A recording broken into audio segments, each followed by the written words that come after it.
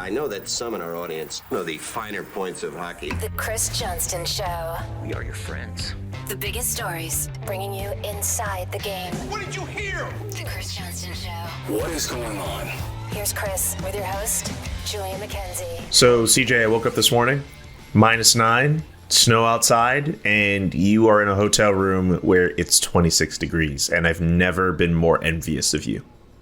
Yeah, I feel like a jerk right now. Like, I can't text anyone. You shouldn't feel like a jerk at all. I can't text anyone at home and tell my dad, hey, I just ran in shorts, and he's like shoveling out his driveway. And it's actually quite a contrast, because when I was in Montreal with you on Monday, before I saw you, I went for a run up the mountain, and it was an ice patch. So it's been a week of extremes. Oh, yeah. Again, just really putting it in. I have to still live in this miserable weather condition that we have here called winter. But anyway, we can't make this a weather podcast. I've left those weather days behind. You are in Florida for a reason, not just for vacation. You are in Florida because of a board of governors meeting that happens every year, where all the media and all the general managers and all that get to basically just parade around in shorts and actually, well, maybe not parade around in shorts, but they get to discuss very important NHL issues. I was just wondering, though, just to start off, just because, like, I know it's a thing, and maybe some hardcore hockey people, they know about what's going on and they follow you for what's being discussed. But for more casual people, like, what's the purpose of a board of governors meeting? Like, what goes down at those meetings, for real? Well, here's the hard part if you're in my job. You don't always know what goes down because it happens behind the scenes, right? And so a version of events is told to the media, of course. Gary Bettman typically speaks to the media at least once during this, sometimes twice, depending on the year or what the issues are. Various league owners will take questions from reporters, but you don't always feel like you know exactly what happened, because this is the truth. The league is owned by the 32 teams, essentially. The board of governors is each team gets to appoint a certain number of governors to the board that runs the NHL. And these are the people that are even above Gary Bettman in terms of the power structure of the league. I mean, he's the most important individual that runs the league, but collectively this board has the power to remove him from his job, for example, or grant him a pay raise or any of those things. And so when they meet at a meeting like this in December, they're talking about whatever the issues of the day are. Of course, there'll be a lot of financial talk. A huge number of teams are still digging themselves out from the pandemic. They'll be addressing things like what they want to do with Olympic participation and getting an update on where that's at. Talking about the Arizona Coyotes situation, which is come into the news here since we've arrived in Florida. All manner of issues can come up here, and some of them are put on a formal agenda. Some of them can be just raised in the room. And so it is important because, I remember being at one of these a few years ago, and out of the blue, Gary Bettman calls us into a room and says, we're expanding to Vegas and this is how it's going to happen. Like, he just said it. It was that. Oh, wow. It was like, we're going to launch a ticket campaign. They have to sell this many tickets. As long as that happens, everything's above board. We're going to have a team in Vegas.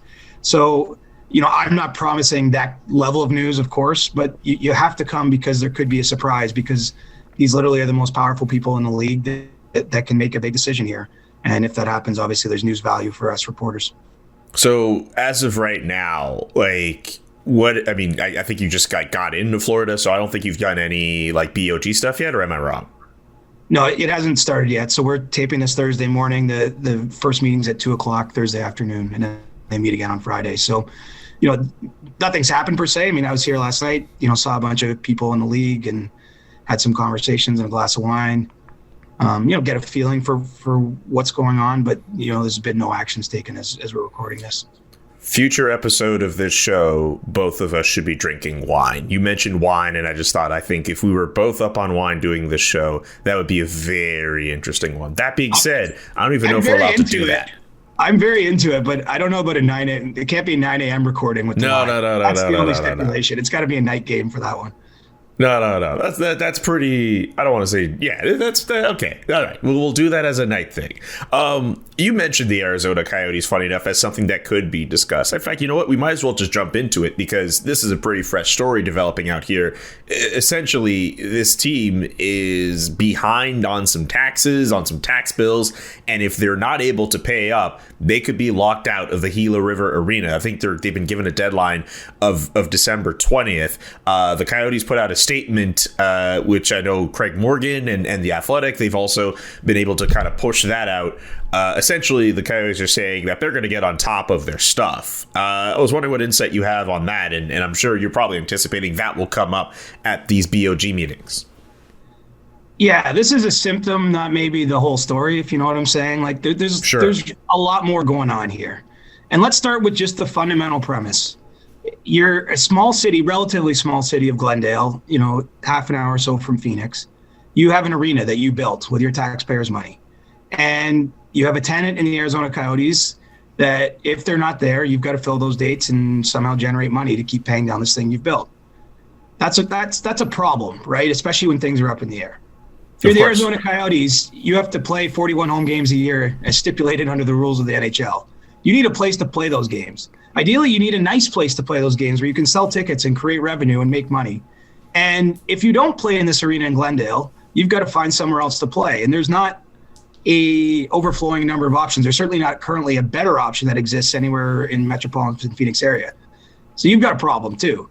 And so you have these two sides that are locked in kind of a difficult marriage right now, where I think it's in both of their best interests to find a way to continue having a relationship, because the Coyotes do, bring dates in, they bring money into the building for the city. And obviously the Coyotes themselves need somewhere to play while they're trying to sort out their own arena situation. I mean, they're working on a couple things right now, but certainly they want to build a huge arena and entertainment complex in Tempe, which is closer to downtown Phoenix.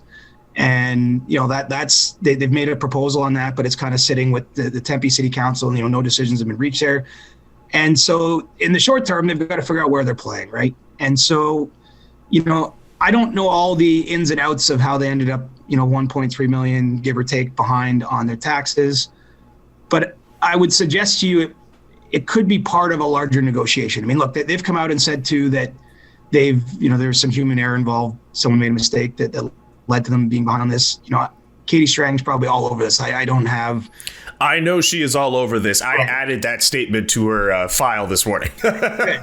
That's good. And because I'm certainly not trying to mow her on it or question her, but I think in the big picture, this is all part of those sides figuring out how they're going to exist or not together moving forward. And of course, I guess the great headline on the story The Athletic had is that if they didn't pay this by December 20th, well, what are they going to do about the game on December 23rd against the Lightning? I mean, this is a clear and present danger if the situation isn't remedied. But, I'm going to take the Coyotes at their word in this instance and assume they're going to pay, get all those bills squared away before the December 20th deadline. I still think that there's a bigger question here of, how they coexist. I think the most likely option or the number one idea in the Coyotes' minds is they'd like to actually play next season at Gila River Arena as well, while they continue to work towards building another rink. But, previously members of the city council there said that's not going to happen. And so it's a very interesting story. I don't remember anything quite like it, actually, in recent memory, my time covering the league, in that it is so up in the air. We're almost halfway through this season. We don't know where they're going to play next season, and there's a possibility they could be locked out of the arena this season. I actually believe, despite how grave these headlines are, I actually believe them that they intend to try to stay in Arizona. But whether or not they can navigate this successfully is what we have to wait and see. And as much as people say, oh, it's just the Coyotes again, just move them already. There's a pretty long track record here of them not being moved.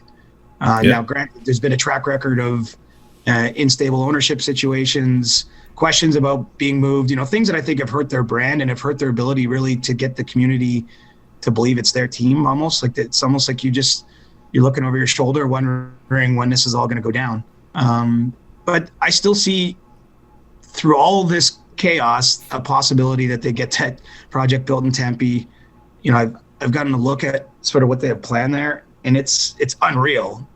But you can design your dream house, you can't always build it. And so let's see if they can get that done. And I actually hope for the fans there that they do.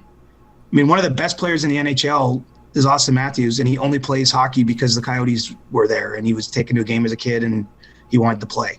Otherwise he becomes a baseball player or a basketball player, which his dad and his grandfather were at reasonably high levels of sport. And so I actually, for all the Sun Belt bashing that went on over the years, going back 20 years, say, I think it's actually proven to be a good strategy for the league. I like these markets, and I'd like to see the Coyotes get a real chance in their own market with the proper arena situation and see if they can, really plant their flag there. And honestly, I think we're going to get a Houston team one way or another. Everyone's connecting Arizona to Houston. I don't see why Houston. That's what I was going to do. I think it's natural, but I don't see why they couldn't be an expansion team. Everyone goes, what, are they going to have 36 teams? I was like, what's sacred about 32? What was sacred about 30? I think as long as there's a business case for it, and I'm not totally sure there is at the moment, but over time there might be. I mean, why not? You could get to a point in time where not every team plays every other NHL team. I mean, we're at the point where it's already difficult. I think if you're adding more teams, you're almost getting to where it's impossible. And I think there's lots of different creative ways the league is going to move forward. But I don't necessarily think it has to be them taking the Coyotes out of Arizona. But obviously they got to remedy this situation. I don't remember if I mentioned the actual number in terms of dollar figures, in terms of what the team owes in terms of unpaid state and city taxes. It's more than $1.3 million, which is a lot to people like you and me. Okay, I just wanted to make sure. I know. I just was trying to remember myself. But for people like you and me, $1.3 million is a lot of money. But for an organization any organization, $1.3 million. I mean, the Coyotes should be able to pay this, right? I don't see any reason why they can't. Yes. I mean, look, Alex Morello, who owns a team, owns banks. He owned a big successful pizza chain. He's got all number of businesses. Even if he doesn't have that money sitting in a checking account, he's got access to lines of credit or whatever, where that shouldn't be an issue. Okay, at least. So that being said, I still see a scenario where the Coyotes get moved to Houston, and you're right. I think one way or another there will be hockey in Houston within the next how many years, but there will always be that faction of fans looking at the Arizona situation, just wondering, why can't we bring a team to Quebec City? Why can't the Nordiques come back from this? I was wondering if we could just kind of explain why Houston probably looks more like a viable market. I mean, we both would like Quebec City to have a team back, I'm sure, but the money just makes more sense to go to a populace that is fourth highest in terms of U.S. population, and definitely the highest ranking population in terms of U.S. cities without an NHL team. Yeah, I mean, look, it's just dollars and cents. I mean, hockey for me comes from my heart too, and so I feel for the people in Quebec City, because I know how much they love it. I was at the World Hockey Championship there years ago in 2008. I understand. I haven't been in the new arena that they built a few years ago, the Videotron Center, but I understand it's beautiful and would totally be worthy of hosting NHL games. But it's a small population. It's a small corporate environment. And, excuse me. That's how busy CJ is, people. Yeah. And so, look, Houston is a massive city. They have a facility where the Houston Rockets play. It seems that you could have a team there. You have potentially an interested ownership group, same group that owns the Rockets. I just think it expands this Sun Belt thing. I mean, look, the league is trying to inch closer to Mexico. There's been a lot of, I know we've mentioned this in the past, but there's a strategy there. And I just think, I got to return a text. That's okay. Oh man, I'll say this: this is the first time that's ever happened in 23 odd episodes of the CJ show. I'm impressed. I thought this was going to happen episode 3 or 4, so I'm pretty impressed that it's only got to that point. I try to give you my full attention, but I'm on a work trip and there's a lot going on. But that's very fair. I just think Houston makes a ton of sense. It's not even at this point. It almost feels like a when, not an if. And I don't know how it's all going to look. It could be expansion. I guess the reason it's I don't think that it's the ownership group in Arizona's intention whatsoever to move the team or anything like that. But I think people make the connection because their situation is just uncertain, and then you have a little bit more certainty. It would seem in them having a team in Houston, but I don't know. The league has fought pretty hard for the Arizona market. I don't think they're just going to turn it in, even though right now it's not going so well. Yeah.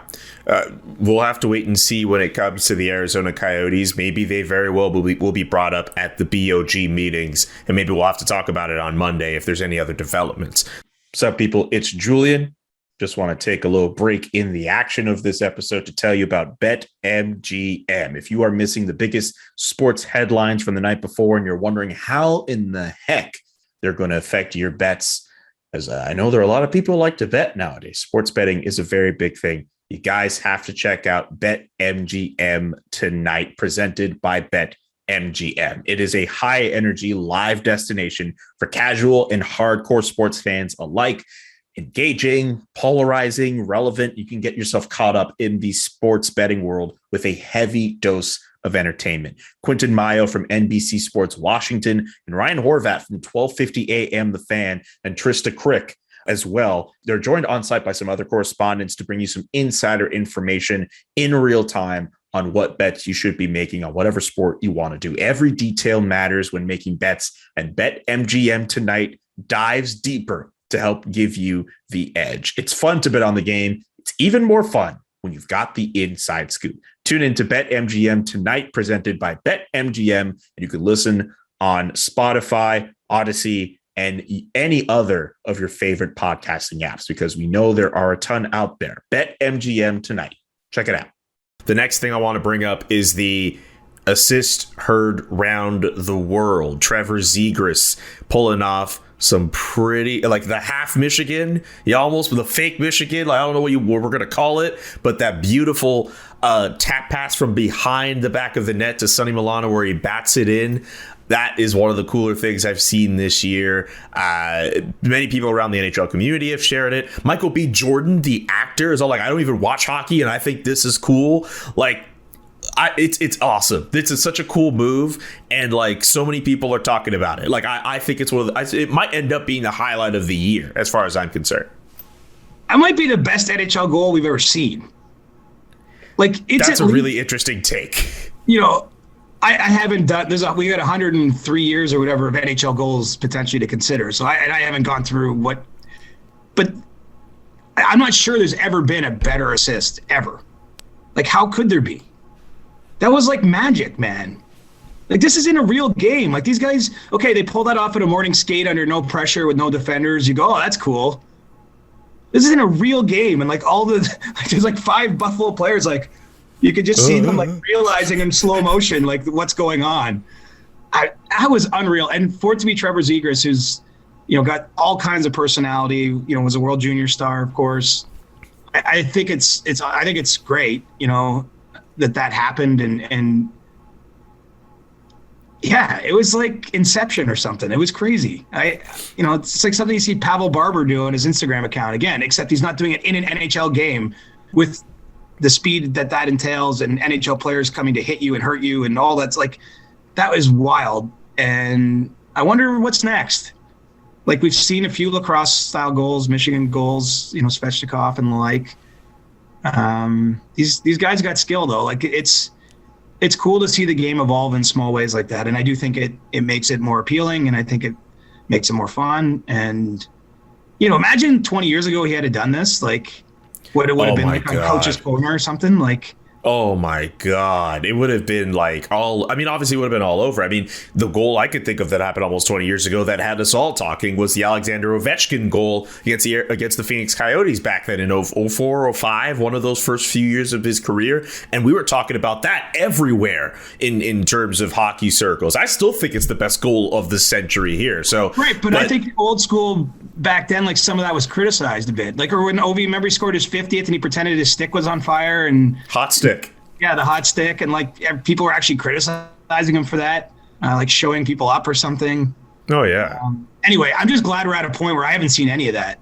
Like, the worst thing that happened out of this is the whole thing. I have a childhood friend, and he texted me and he goes, "How come no one's talking about it? I think that was a high stick."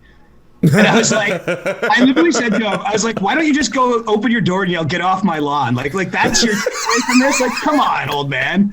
His fist. I want to let everybody know though, when I was like a kid, I've seen, like, you're talking about the fact that obviously that play happens in an NHL game, and that is like all the pressure in the world. Like, I've seen that done in like ball hockey. I've been on the other end where you're like trying to like bat it in. I'm not even that good at like playing hockey, period, but I've been on the other side of that, and it's cool to do. So to see it in a real like NHL game, like Zegras could have easily been hit behind the boards.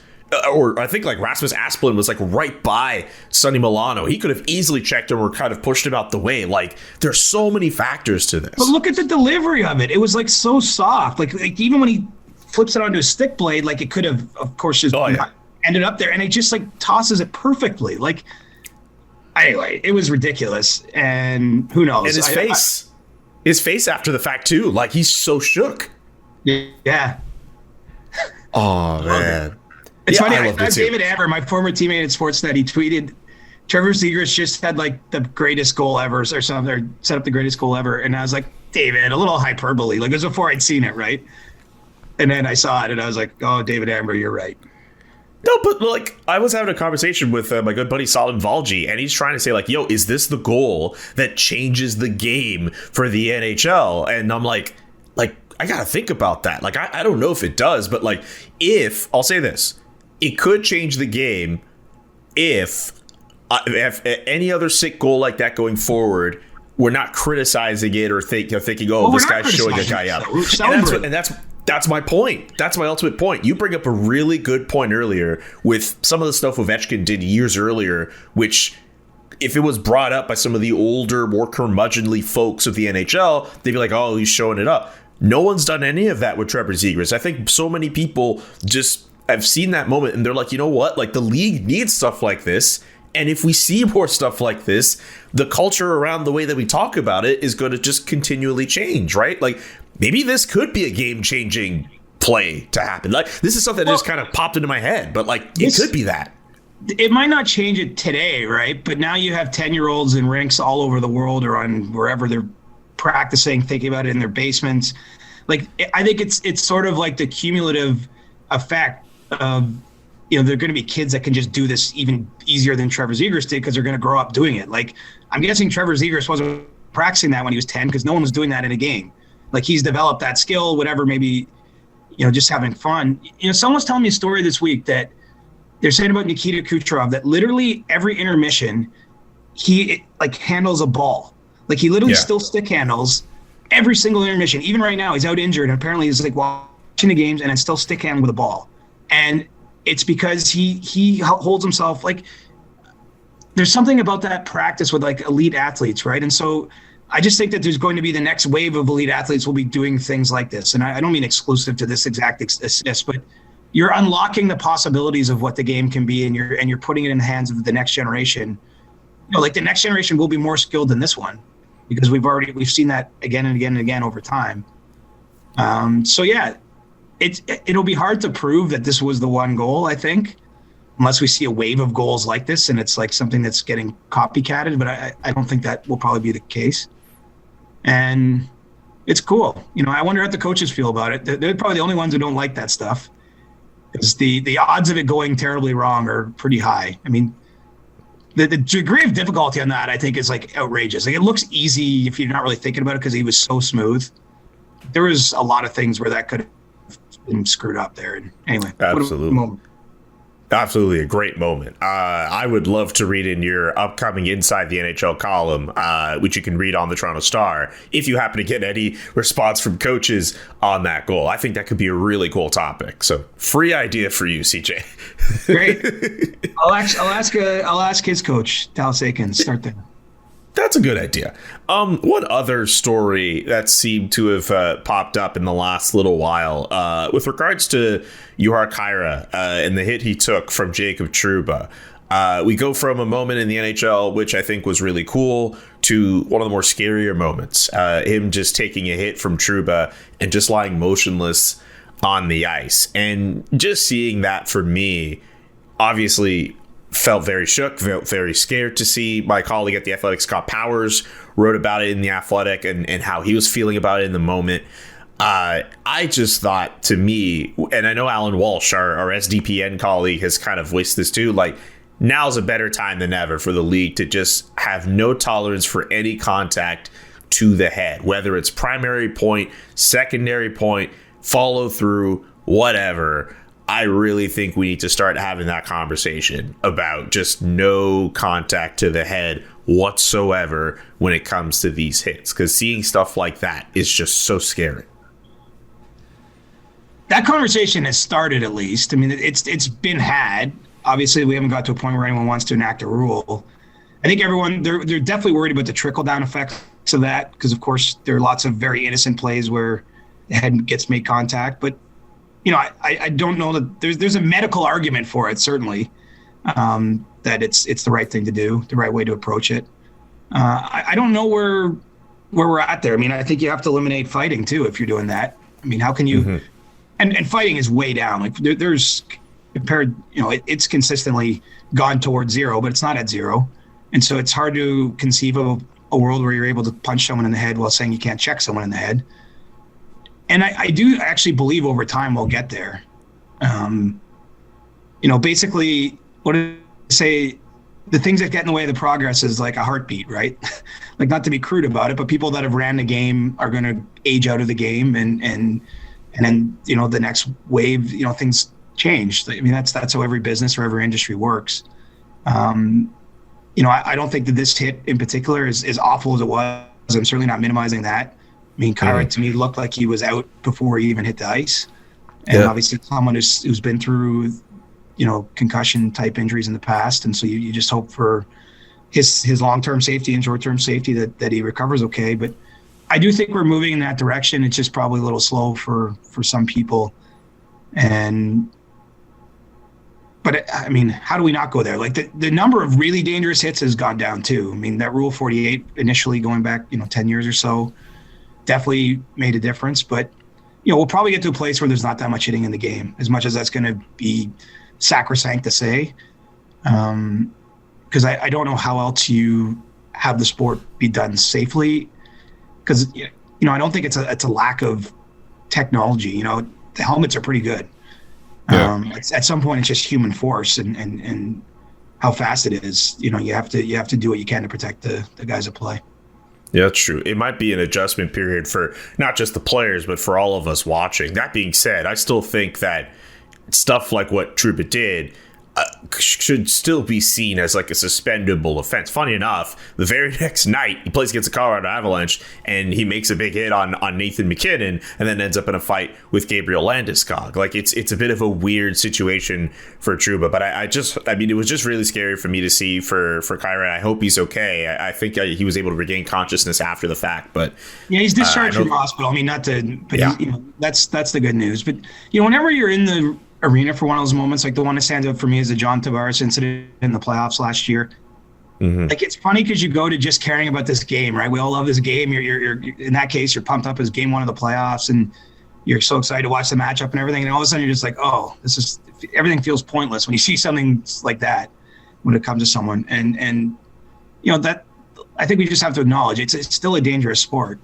It's part of in a sense what I think makes it so breathtaking is that these guys are playing on the edge, literally, of in every way. But I over time, I'm with you. I think we'll probably get to no head contact. I don't think we're there today. Yeah. Two other quick things I kind of just want to jot down before we get to stick taps here. Just really quick items. We don't have to spend that too much long on them, unless you want to, of course. It is your show.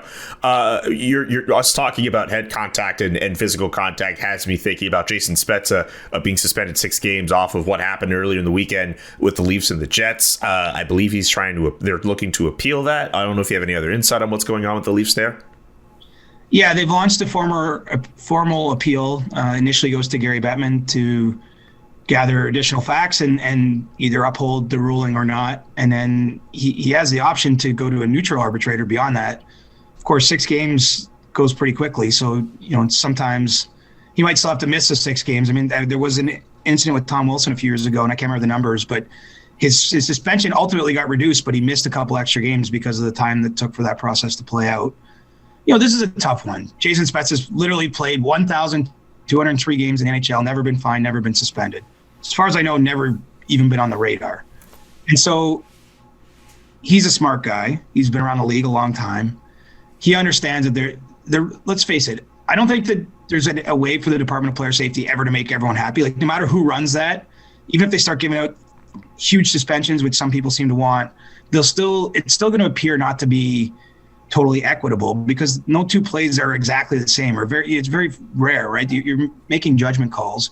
But I think it's fair to say broadly that there's concern about not a lot of consistency in how these calls are made, right? And what these suspensions are. And so he's looking at his own career and saying, I literally have never crossed the line, essentially 19 years.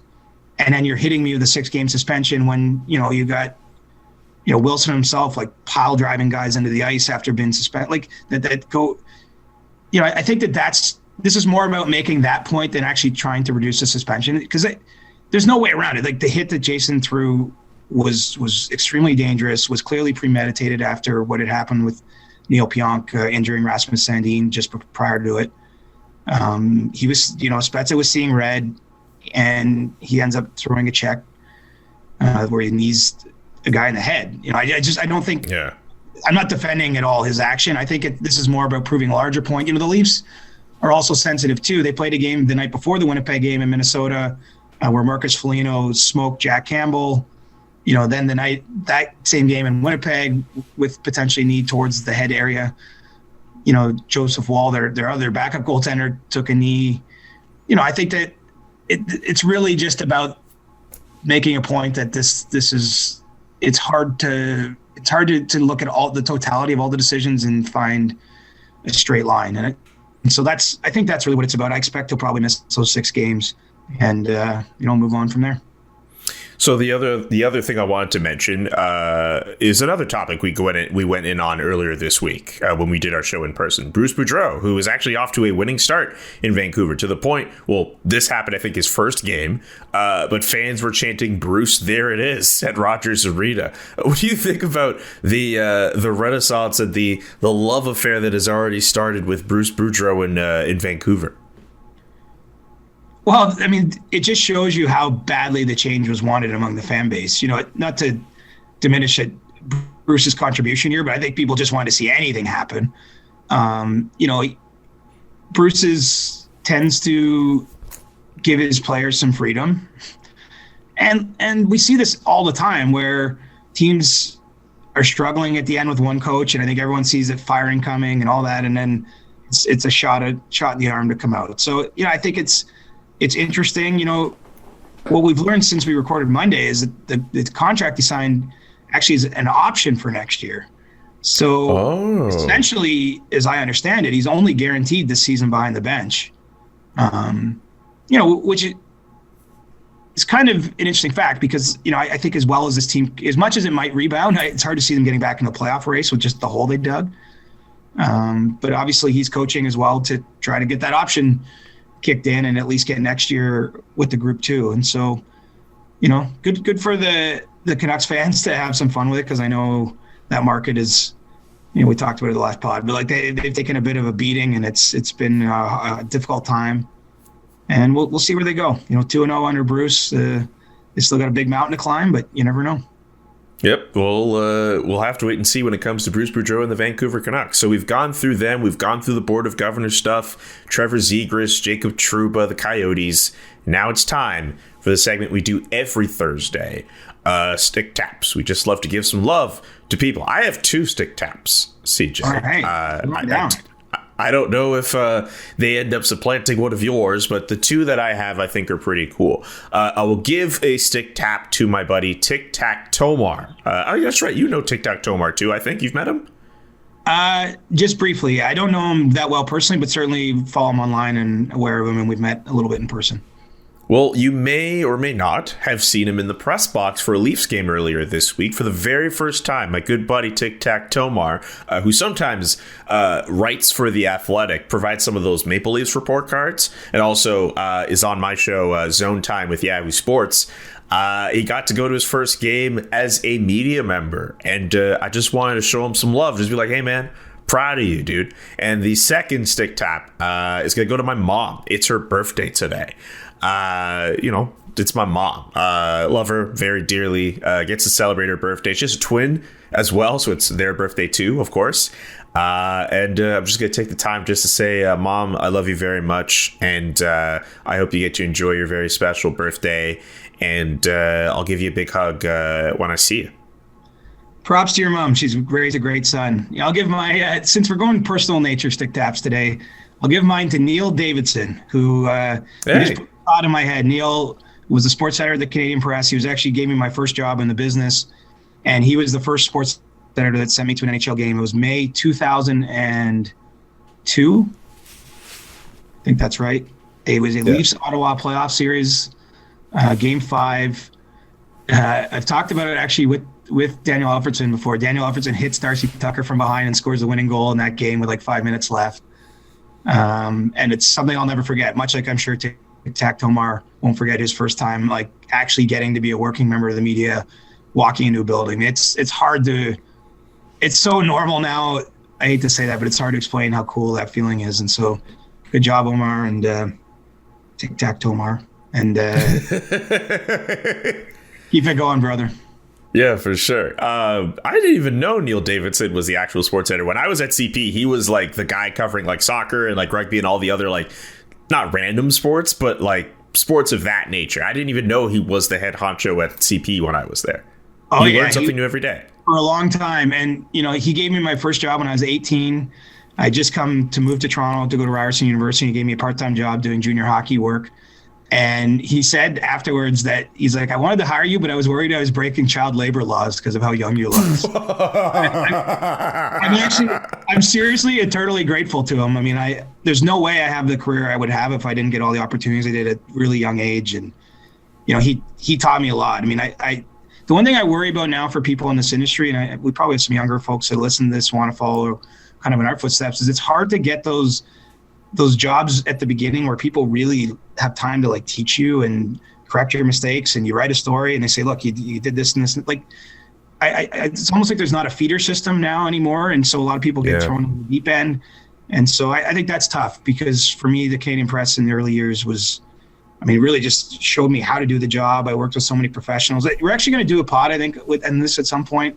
I know Adam Wild wants it, but Pierre LeBrun was really one of my first real mentors, and Pierre and I worked together at CP, and so maybe we'll do a pod talking about our early days together, and kind of cool how everything comes full circle and we're TSN teammates in the end. But yeah, I'm as I'm getting to this stage in my career, I'm grateful for everyone who put a little pebble in my development, and Neil Davidson put a friggin' boulder there, because he gave me so many chances and was patient with me, and I appreciate it.